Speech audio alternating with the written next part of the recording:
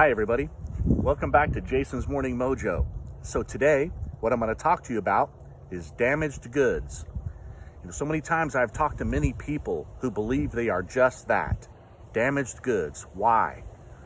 Because they've had some kind of fallout in life that's made them seem like a failure, or they have many failed relationships, or they've been in a relationship or a marriage and have children, and now that the relationship is over, it's kind of difficult to rebound because some people have told them that they don't want someone who's been in a relationship like that before. Regardless of what the reasoning is, that word has come up before when I've had conversations with some people.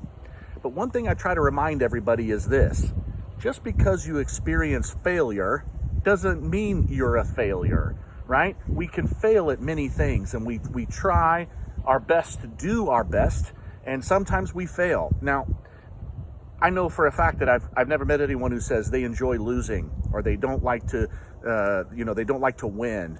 We all love winning. Winning's a part of life, and we certainly enjoy it when we get to have it. It's a victory.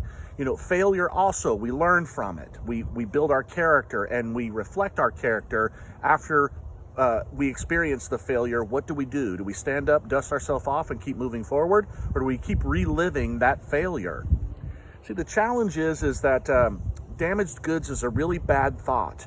It also begins to reflect on the outside. So if you're thinking that already and putting that in your heart, this is the person you're going to become, and you're going to believe it yourself.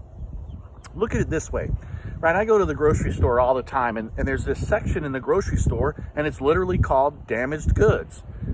So when you go to this section, they have cans of things like, let's say, beans or chili or canned peaches. We'll use that as a great example. I've done this before, right? So you have a can of canned peaches that's been dented or messed up.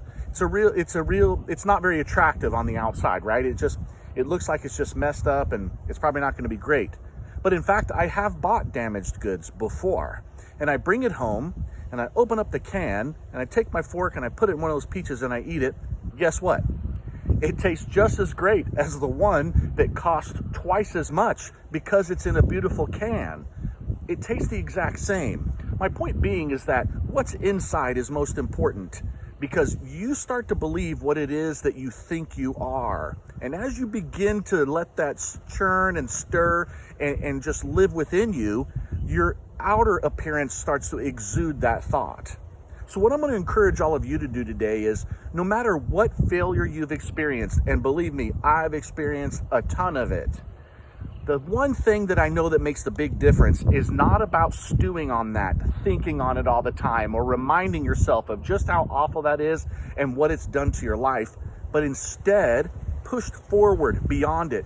Use it as a learning situation and be able to move forward positively and know that you are indeed a masterpiece, not damaged goods. Remember when we talked, you are worth over $1 million. So treat that $1 million like it's precious, because you are. And every one of you out there, I believe, has something to give and to share with others to make life better. So thanks so much for tuning in, everybody. We'll see you again real soon.